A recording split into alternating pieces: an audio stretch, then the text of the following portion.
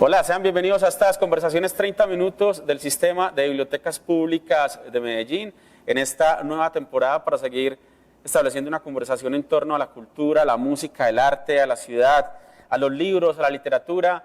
Sean todos bienvenidos y hoy es un gusto comenzar este programa con un amigo, un músico, un gestor, un enamorado del sonido, de la calle, de la creación, un inquieto.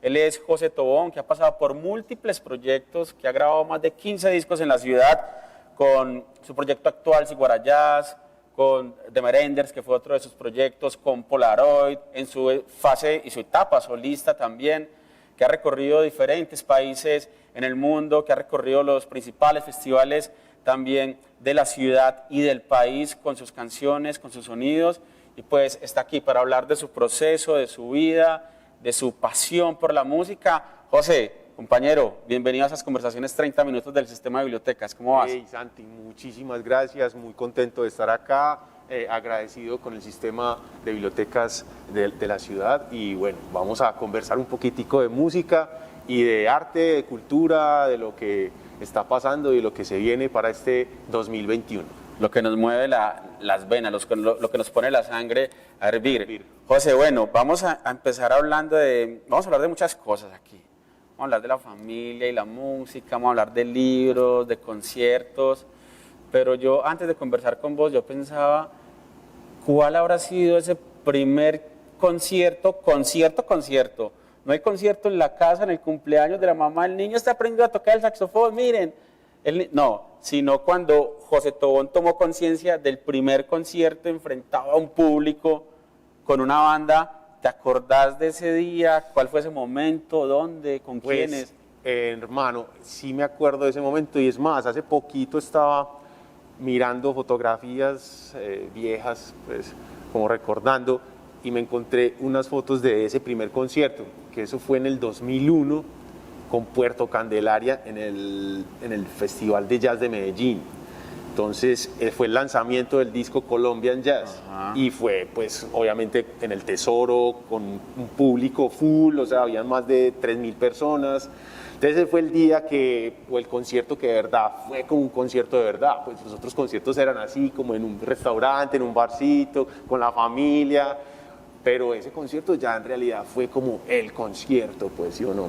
Fue el bautizo de los conciertos, por decirlo de alguna forma. El bautizo de los conciertos, podríamos decir. ¿Vos por qué llegaste al jazz? Digamos que la academia seguramente tuvo algo importante ahí, tu paso por la academia, pero ¿por qué el jazz? ¿Por qué la salsa? Ese afecto también por las músicas colombianas.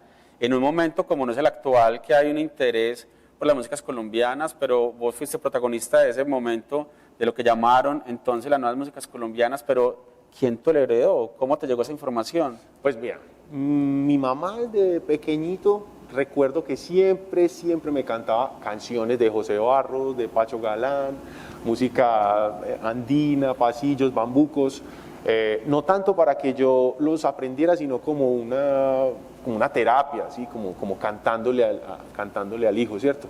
Pero también mi estadía en Cuba durante 3 años más o menos, del 98 al 2000, algo así, 2001, fue muy importante para detonar como en mí esas ganas de investigar las músicas colombianas, investigar las raíces y además, pues como estaba allí, tuve la oportunidad de ver músicos muy impresionantes.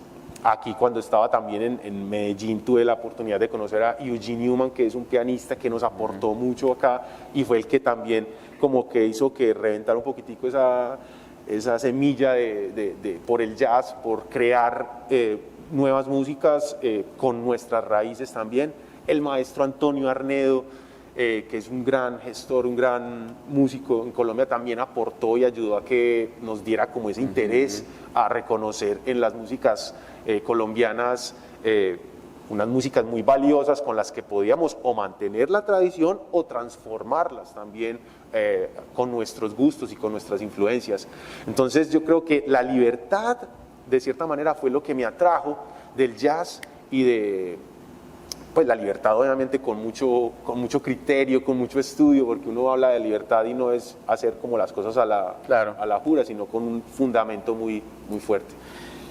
Ese momento de, digamos, esa transición entre el siglo XX y el siglo XXI en el país fue muy importante por ese interés desde muchas universidades, desde un grupo de jóvenes que empezó a indagar en el vallenato, en los alabados, en la cumbia, en otras sonoridades, en los porros.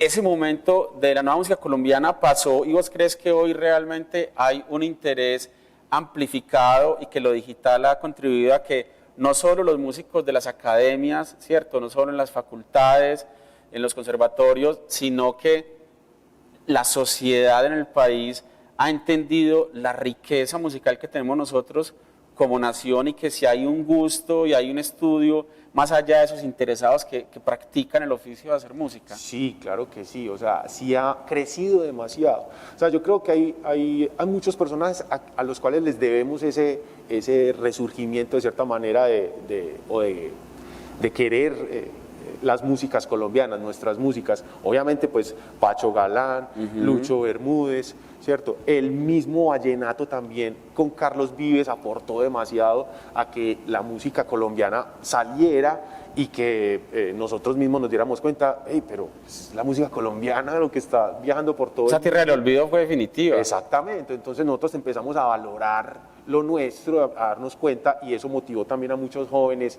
a hacer música como pues Puerto Candelaria, Ciguara Jazz, Tierra Adentro, Cumbia Stars, o Mojarra Eléctrica, o bueno, ahora, bueno, cantidad de músicos, Bomba Estéreo, Sistema Solar, bueno, cantidad de músicos, que es Mamba Negra también, bueno, que están creando y haciendo músicas nuevas, basándose en las raíces de las músicas colombianas.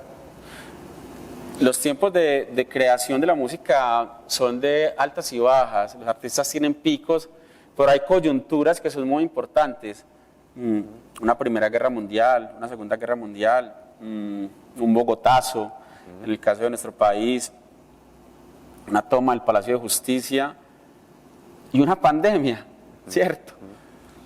¿Cómo ha sido estos días de pandemia para José Tobón, desde lo creativo, desde la docencia, que es otro aspecto importante en tu carrera artística? Contanos precisamente cómo has vivido estos días y cómo eso impacta, porque a veces después de estas crisis tan tremendas salen grandes obras. ¿Vos qué lectura haces de eso y cómo lo has sentido?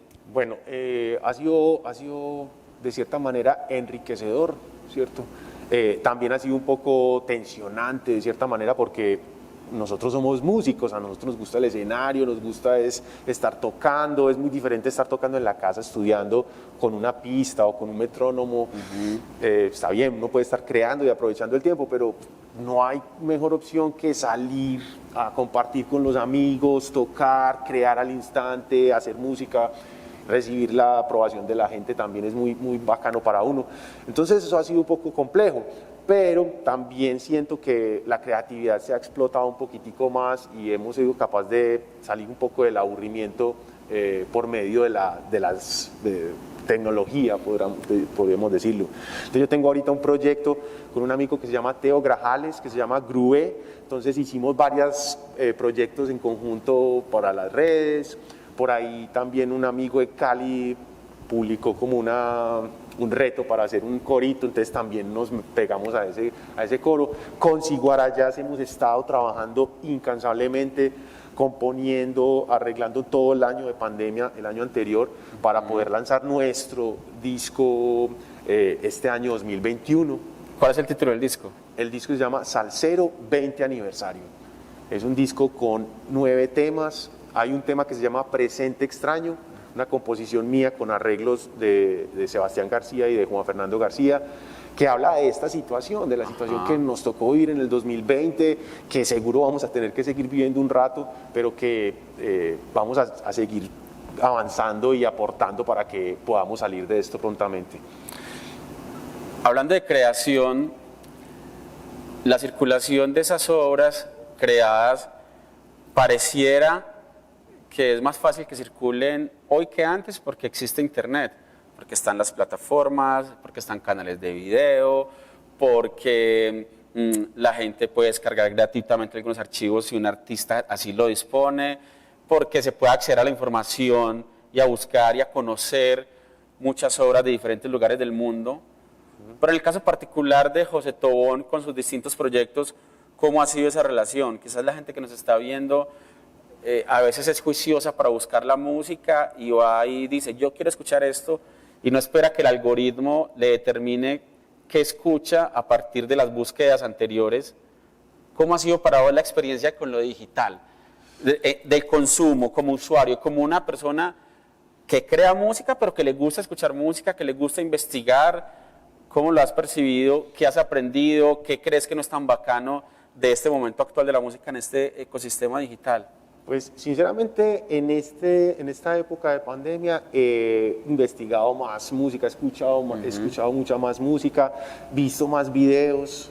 Por ejemplo, encontré varias cosas o varios artistas que no conocía en programas como en YouTube que se llaman Colors, en otro programa de NPR también he visto unos grandes músicos ahí, o sea que he tenido la oportunidad como de dedicarle tiempo a eso.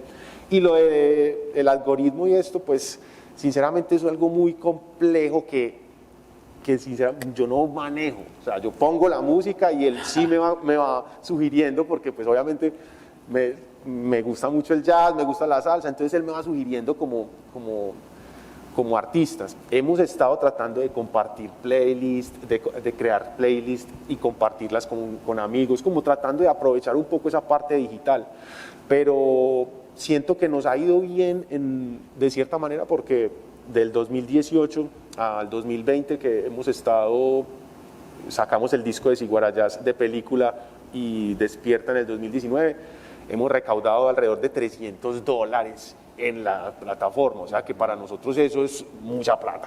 Que no estaban, además, que no llegaban antes. Exactamente, que no llegaban antes, entonces para nosotros... ¿En cuánto tiempo? En 3 años, o sea, $100 por año, pues eso no es nada. Pero pues con eso una banda no se mantendría, pero era plata que no estaba antes. Es una plata que no estaba antes. Entonces hemos tratado de aprender y ya hemos aprendido y conocido de otras plataformas que nos van a servir para poder recaudar también unos dineros que no sabíamos que podíamos recaudar, como Sound Exchange, como ASCAP, como BMI, bueno, un montón de plataformas que también nos pueden ayudar a ver nuestro proyecto como seguir viéndolo como un negocio o empezar a verlo como un negocio de verdad. Y para eso ha sido pues lo digital, de cierta manera, todas las plataformas digitales. Si vos tuvieras la posibilidad de escoger unos músicos que toquen como Ray Charles, como Miles Davis, como Herbie Hancock, bueno, como Lucho Bermúdez, pero esos músicos fueran humanoides dotados de inteligencia artificial, si tuvieras que escoger y esa gente tocara como ellos, los que acabo de mencionar, y al lado de una banda de seres humanos, ¿vos qué harías? Esa es una pregunta muy compleja, porque yo sinceramente preferiría, pues como por una... O sea, el humanoide está revestido y va a ser como un humano. Porque es que sabes que yo he conocido humanoides reales, o sea, por ejemplo, estos días tenía una clase con una saxofonista chilena que se llama Melissa Aldana, y ella decía, yo toco, una época que yo tocaba como este señor o como este señor. Entonces, ¿sí me entiendes? La capacidad del cerebro es tan absurda que un humano puede ser una máquina de hacer cosas increíbles.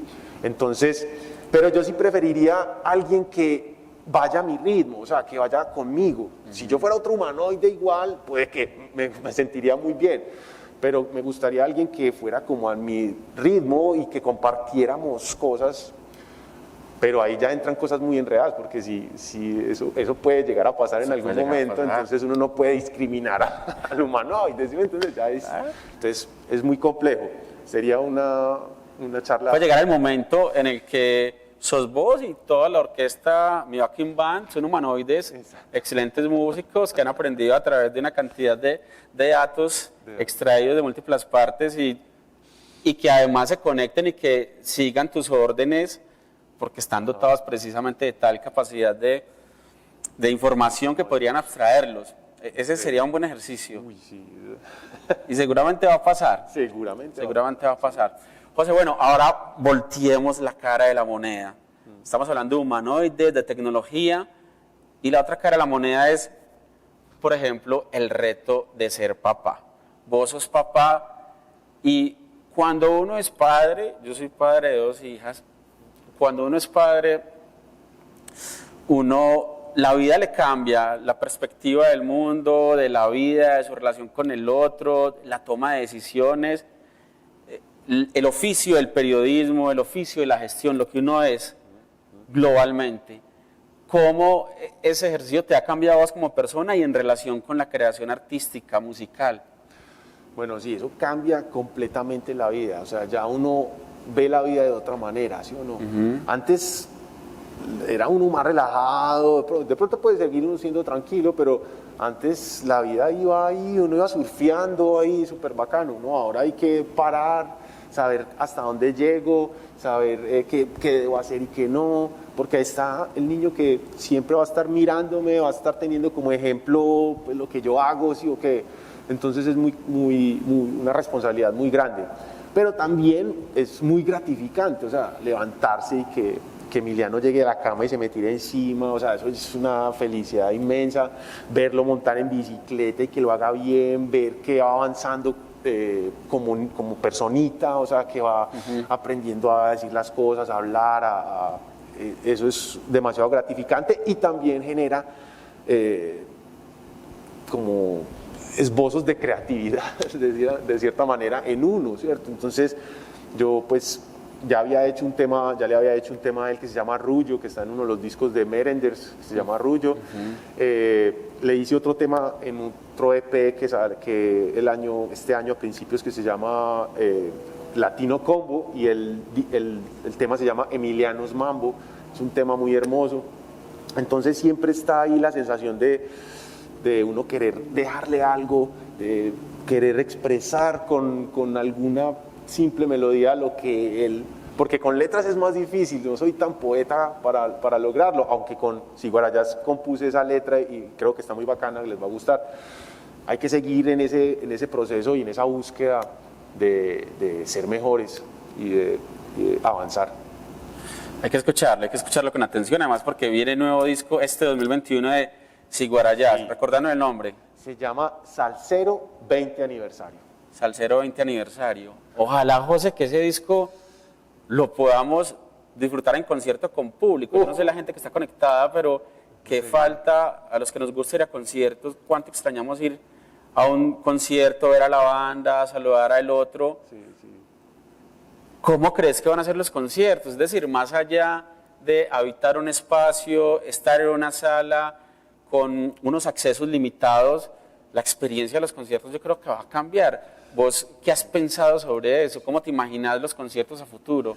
Pues es muy complejo. Yo sinceramente no soy como un empresario así del entretenimiento como tal, pero sí he visto por ahí opciones que ya están empezando a hacer de gente que se mete en una burbuja, del autoconcierto también, incluso que usted parque ahí, tiene como una medio tarimita encima del carro, entonces se hace ahí, pues todos muy separados.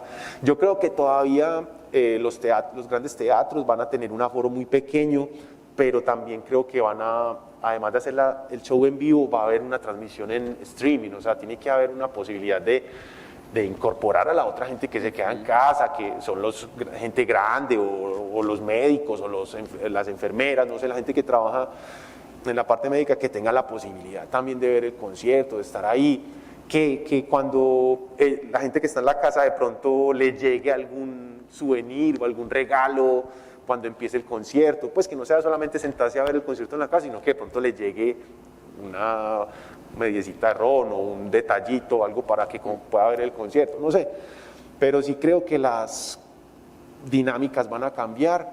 Esperemos que el lanzamiento del disco de Salsero de Siguarayás podamos hacerla por lo menos con un aforo limitado, eso es lo que pensamos, y bueno, ojalá que las cosas vayan mejorando durante el 2021. Dice conciertos, he visto que has montado videos por ahí, haciendo muestras de obras, en fin. ¿Cómo ha sido habituarse a eso y hacer recitales en vivo, estableciendo esa conexión en tu experiencia? ¿Cómo ha sido? Es complejo porque tuve la oportunidad de estar también en el Teatro Metropolitano en una serie de charlas también muy interesantes tocando, y uno terminaba, silencio completo. También estuvimos con Siguarayá haciendo un concierto streaming, así brutal, terminamos, silencio. Entonces eso para uno como músico es muy complejo, es súper difícil, porque uno dice, uy, lo hice súper bien, pero ya cuando empezaron a abrir un poco estuvimos tocando en Sorba, ya había un poco de público, ya empieza a sentir un poco más el calor de la gente. Pero ha sido, esa virtualidad es un poco fría, diría yo. Es fría, sí, es lejana. Sí. Estamos en Conversaciones 30 Minutos, esta nueva temporada del Sistema de Bibliotecas Públicas de Medellín, hoy conversando con José Tobón. Hemos hablado de muchas cosas, José, pero no hemos hablado de libros. ¿Cómo te va con los libros a vos? ¿Qué libro reciente te has leído, que te ha marcado, qué han significado los libros para vos? Y en esa relación que puede establecer la música, precisamente a partir de un libro, crear una canción, a partir del cine, crear una canción, a partir de una escultura también. ¿Cómo ha sido esa experiencia tuya de ese relato creado desde múltiples quehaceres? Pues mira, yo recuerdo siempre desde pequeño que mi mamá me acompañaba a la Biblioteca Pública Piloto. Siempre recuerdo ir a investigar allá, hacer tareas y cosas. ¿Vos fuiste buen estudiante? Sí, yo pues no era de los nerdos, pues, pero cumplidor. Sí, como me entraba fácil, era como que me llegaba fácil. Sí. Sí, no era maqueta, pues no. Sí. Entonces recuerdo mucho las idas a la biblioteca. La biblioteca de la Universidad de AFI también ha sido muy importante para mí. O sea, un músico está bien, puede escuchar la música y puede empezar a estudiar solamente escuchando, pero también es muy importante adquirir conocimiento de la historia de la música y de las músicas que uno está tocando. ¿Sí? Si yo toco jazz, tengo que conocer poco la historia del jazz. Si toco música colombiana, tengo que aprender un poco, pues, o por lo menos la base de las músicas. Entonces, las bibliotecas, los libros son donde yo puedo adquirir ese conocimiento, ¿sí o no? Entonces, los libros de jazz como de la historia del jazz de Joaquin Berendt me han servido mucho, Caliente de Duc Delanoy, un francés. Ahorita estoy leyendo un libro que se llama, hay otro de Ted Gioia que se llama La historia del jazz también, que es muy bueno. Ahora estoy leyendo un libro que se llama De animales a dioses, de Harari. De Harari. Que, tremendo libro. Sí, uno lo confronta completamente y uno dice, ¿qué? ¿En serio? Pues es que es muy teso, porque uno lee ese libro 10 páginas y ya uno dice, quiero seguir, y qué loco como es la humanidad, pues, ¿cierto? Entonces yo siento que sí, los libros son esenciales. Mi esposa es una lectora absurda, yo no leo como ella nunca, ojalá tuviera esa capacidad de lectora que ella tiene, pero entonces la casa está llena de libros por todas partes y no hay ninguno que no se haya leído, ¿sí? Entonces, bienvenida la lectura, bienvenida la literatura, bienvenida las bibliotecas públicas y aquí estamos, en una biblioteca hermosa. Qué importante cuando uno habla de libros y de literatura, eso nos lleva a pensar también en la construcción de memoria. ¿Qué lectura tenés vos de la construcción de la memoria de la música de Medellín? ¿Hay suficientes documentos? ¿Hay pocos documentos? ¿Qué nos falta explorar? ¿Qué relatos no hemos contado? Eso es bacano esa pregunta, porque yo siento que vos, por ejemplo, sos un personaje que ha aportado mucho a esa historia, ¿cierto? Que es muy importante. Hay otros personajes y creo que hay cosas que faltan por contar. Por ejemplo, en estos días se murió un compañero mío que se llamaba Néstor Gómez, un bajista que fue formador de todos los bajistas de aquí de Medellín, grabó desde balada romántica hasta vallenato, pues, o sea, era increíble y no hay algo que lo deje ahí a él como pues no sé, yo pienso que hay que mantener. Entonces una idea que tenía era hacer un homenaje a algunos maestros que han sido como importantes para mí. Entonces este año estoy en ese proceso, voy a tratar de hacerlo, y es dejar algo también, o sea, con el maestro Jaime Uribe, que fue mi primer maestro, con Eugene Newman, que también me aportó demasiado, con el maestro Antonio Arnedo. O sea, quiero dejar un regalito simple a cada uno de ellos, como diciendo, parce, ustedes han sido importantes y hay que contar sus historias también de cierta manera y dejar un legado. Pero sí, hay que contar muchas cosas todavía. Hay muchos formatos para hacerlo a través de podcasts, infografías, a través de textos, crónicas, entrevistas, reportajes. Y además que existen ya canales donde los usuarios lo pueden hacer. Hay gente que lo hace libremente, crea su canal de podcast y empieza a contar historias y entrevista libremente, ejerce un oficio de periodismo ciudadano. Ajá. José, hombre, qué gusto esta conversación, hacía falta que nos pegáramos la charla, ¿no? Sí, hombre, sí, bacano, Santi, siempre es muy bacano conversar con vos tenés muy buena información ahí, bacano, y bueno, tenemos que seguir en contacto. Muchos éxitos con el disco este año, con el lanzamiento del nuevo álbum de Ciguarayas. La gente, ¿dónde los puede seguir? ¿Y dónde puede seguirte a vos, además de escuchar tu obra, tu disco solista, lo que vas sacando? Bueno, pueden seguir mi música en todas las plataformas digitales. Este es mi más reciente álbum, Despierta. Tengo un EP también que se llama José Tobón Latino Combo. Y pueden escuchar la música de Ciguarayas también en todas las plataformas digitales. Ahora estamos muy contentos porque hacemos parte del sello Latina Música de Latina Estéreo. Y entonces estamos muy felices por esa noticia. Pueden escucharnos en todas las plataformas, seguirnos en Spotify, Deezer, Facebook, Instagram, y bueno, muchísimas gracias. José, gracias por esta conversación, compañero, y nos estamos viendo. Muchas gracias a vos, Santi, muy bacano. Buena energía.